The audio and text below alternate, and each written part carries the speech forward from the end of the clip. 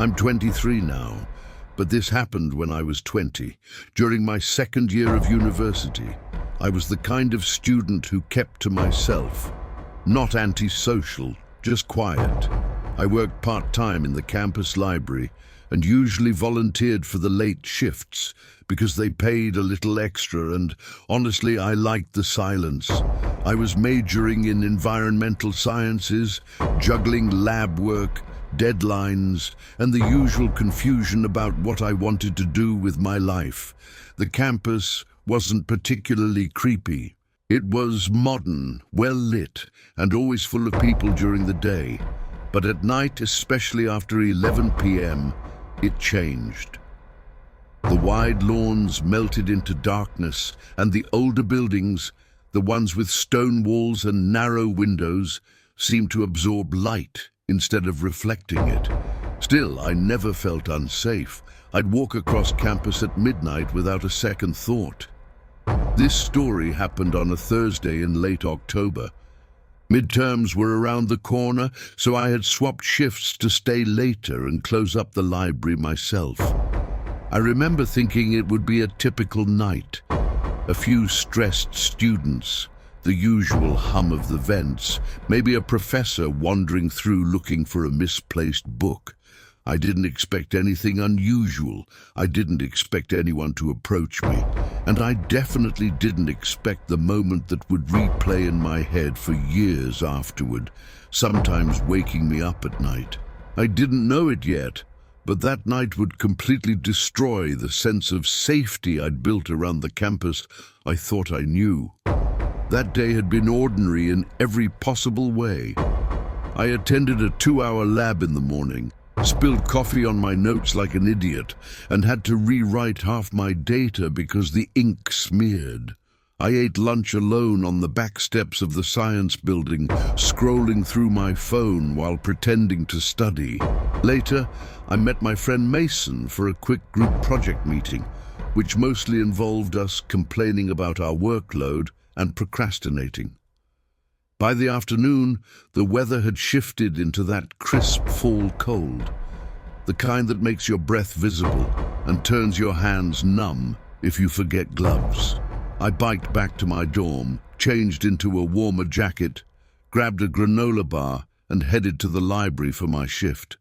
The first half of my shift was uneventful. A couple of students asked for help finding articles. A girl cried quietly in a cubicle. Midterms always did that to people, and I pretended not to notice. Around 9:30 p.m., the library emptied out faster than usual, probably because the temperature had dropped even more. By 10:45, only one other person was still studying, a guy in a grey hoodie sitting near the back. I recognized him vaguely, maybe from a general ed class, but he didn't look up or acknowledge me. That wasn't weird. People got into deep concentration back there. At 11, I made my rounds, collecting stray books and shutting down computers. The guy in the hoodie was still there. I mentioned we'd be closing soon. He nodded without looking up. Nothing strange, nothing alarming. I had no reason to think that anything was off, but it was around this totally normal moment, when everything felt routine and predictable, that the night began its slow turn towards something I still can't fully explain. Around 11:10, I noticed something odd. As I was shelving books near the back, I glanced toward the last row of study carrels, the same row where the guy in the grey hoodie had been sitting. For a second, I thought he was gone. His backpack was still on the floor, but the chair was pushed out slightly, and he wasn't sitting in it. I figured he'd gone to the restroom, but the library restrooms are closer to the front entrance, and I hadn't seen him walk past me. I shrugged it off. People walked quietly sometimes. A few minutes later, I heard a soft scraping sound, like something sliding across carpet. I paused. Libraries make noises all the time. Vents clicking on, old shelves settling, the occasional water pipe knocking. But this sound felt intentional. I stepped toward the aisle where the sound had come from. Nothing. Just rows of books and the faint smell of old paper. The guy's backpack was still there, but his chair was now fully tucked under the desk, like someone had pushed it carefully. For some reason, that detail unsettled me more than anything. I don't know why. Something about the precision of it, the quietness. It made my stomach feel hollow. I told myself I was being ridiculous. I went back to the front desk, grabbed the keys, and began shutting off lights section by section. The last zone to turn off was the one with his abandoned backpack. When I walked back there, ready to ask if he was still around, I nearly jumped. The guy in the grey hoodie was sitting again, perfectly still, hood up, facing away from me. I hadn't heard him return. I didn't even see him move. It was like he'd just appeared back in his seat. I cleared my throat and told him we were closing in 5 minutes. He slowly turned his head, too slowly, and I caught a glimpse of his face. Not the details, just that his eyes looked unfocused, like he hadn't blinked in a long time. He didn't say anything, just nodded once. The whole interaction felt wrong, though I couldn't articulate why. By 11:15, I'd shut off most of the lights, leaving only the front half of the library illuminated. The back section, where the guy was still sitting, was dim, but not completely dark. I was trying to finish paperwork when I felt a chill, that instinctive sense that someone is standing close behind you. I turned quickly. No one. But something else caught my attention. The computer nearest the front desk, one I had already logged off and shut down, flickered to life. The monitor glowed blue, the cursor blinking. That didn't happen. Those systems don't turn on by themselves. I stood there staring at it, waiting for an explanation that didn't come. Finally, I walked over and shut it down again, muttering to myself that maybe I'd misremembered. When I looked toward the back of the library again, the guy's chair was empty. I scanned the aisles. "Hello? We're closed now." No response. His backpack was gone. That meant he must have walked right past me toward the exit, but I would have seen him. The front desk has a clear view of the only door. I checked the bathroom, on the off chance he'd slipped by quietly. Empty. Something tightened in my chest. I locked the front door, finished shutting down the lights and put on my jacket. My shift was done. I just wanted to go home. Outside, the campus was darker than usual.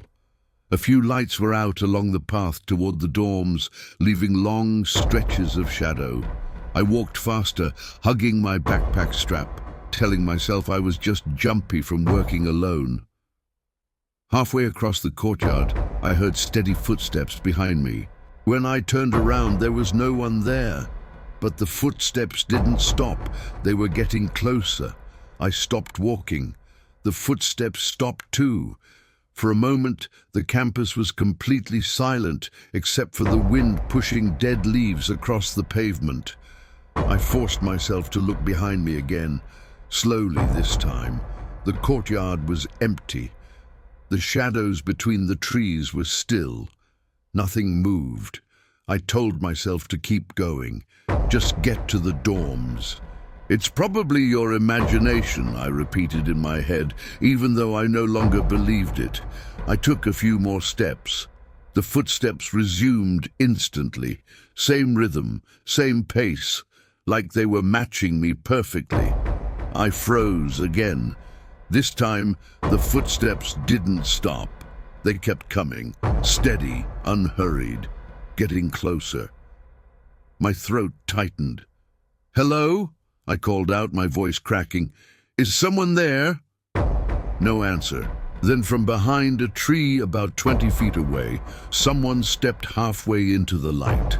A grey hoodie, head tilted slightly like he was studying me. It was the guy from the library.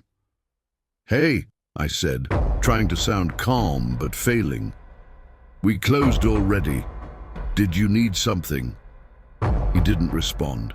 He just shifted forward 1 inch, foot scraping the pavement.